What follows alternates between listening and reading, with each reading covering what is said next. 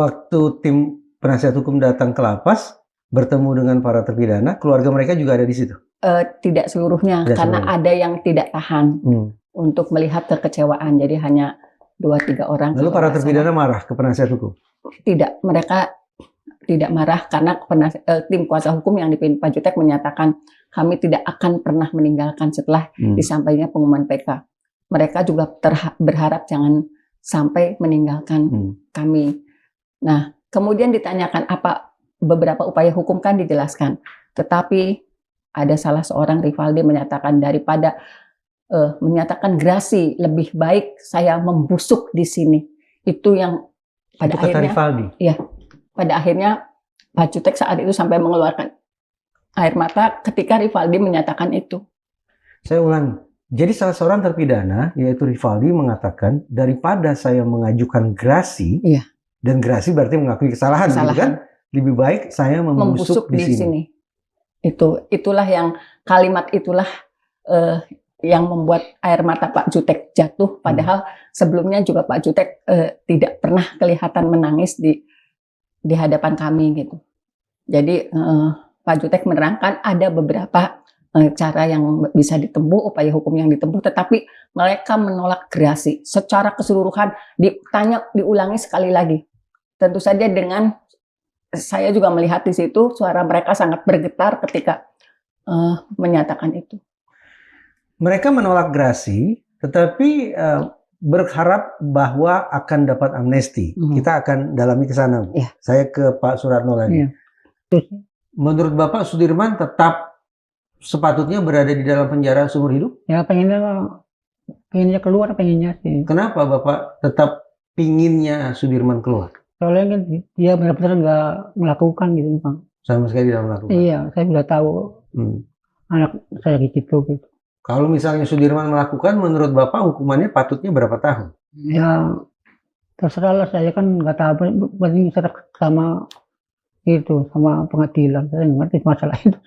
Bapak seyakin-yakinnya Sudirman tidak melakukan pembunuhan dan ruda paksa? Atau sekian persen ada mungkin pertanyaan dalam hati Bapak, jangan-jangan anak saya memang melakukan itu? Soalnya saya waktu itu dia tahu di rumah aja sih, waktu ada ada kejadian itu ada di rumah. Saya tahu sendiri, iya. Berarti siapa Pak yang membuat kemudian Sudirman sampai harus berada di dalam penjara seumur hidup? Ya itu mungkin sama Pak Rudiana juga. Memang apa yang dilakukan oleh Pak Rudiana? Ya itu kan masalah sama itu, sama Aib sama Dede itu yang jadi dalamnya tuh, yang katanya tahu ada itu, ada pembunuhan, ada ini, pokoknya saya lah. Oh, yang bikin cerita awalnya itu adalah Aib dan Dede? Iya itu. Aib di mana sekarang Bu Titi? Nggak paham Pak. Kalau Dede kan sudah muncul ya, dan memberikan testimoni bahwa dulu dia sudah memberikan keterangan palsu kan? Sementara Aib tidak paham, tetapi dari cerita Sudirman ketika Sudirman juga kita sulit temuin, dia sempat ketemu Aib di Polda Jabar. Tahun berapa itu? Tahun 2024. Tahun 2024. Ya. Tetapi, Sudirman juga kan kemarin menyampaikan ke Bapak, saya sempat marahin Aib, kamu ngancurin saya, kan bahasanya seperti itu. Tapi setelah itu juga kami tidak pernah lagi mendapatkan informasi. Itu pun informasi mengenai Aib dan Sudirman pernah dipertemukan di 2024 itu dari Sudirman.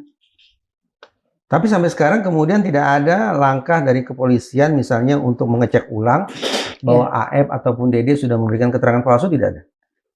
Yang kalau dilaporkan sih, ya kalau dilaporkan, kalau Dede kan sudah membuat, tim kuasa hukum sudah membuat pelaporan mengenai dugaan keterangan palsunya Dede dan Aib. Dan Dede juga sudah mengakui. Tapi memang kelihatannya Aib memang tidak tersentuh.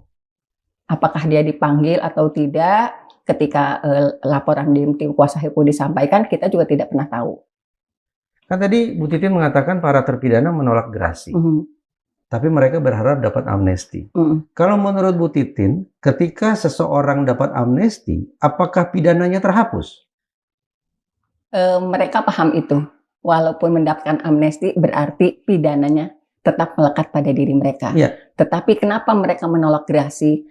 Karena harus ada pengakuan. Itu yang mereka pahami sedikit. Tetapi kalau amnesti, justru pengajuan amnesti itu datang dari orang-orang yang punya keyakinan termasuk dari tim kuasa hukum untuk memperjuangkan nasib mereka supaya mereka keluar. Gitu. Itu yang pemahaman yang anak-anak, Bu, kalau amnesti begini ya. Ya, jadi nggak usah nulis-nulis minta amnesti. Minta gerasi? Ya, nggak, kalau amnesti mereka paham. Kalau gerasi kan harus ada pengakuan yang sampai dari mulut mereka kemudian dituangkan. Kalau amnesti kita nggak perlu nulis, tetapi kita didukung oleh orang-orang yang meyakini kita tidak bersalah, kemudian disodorkan kepada presiden. Iya. Saya ngasih pemahaman yang, tapi berarti kita masih pelakunya ya, Bu. Itu. Nah, saya kan ketika ngejawab begitu, karena saya juga paham mereka tidak bersalah, berat buat saya ngomong.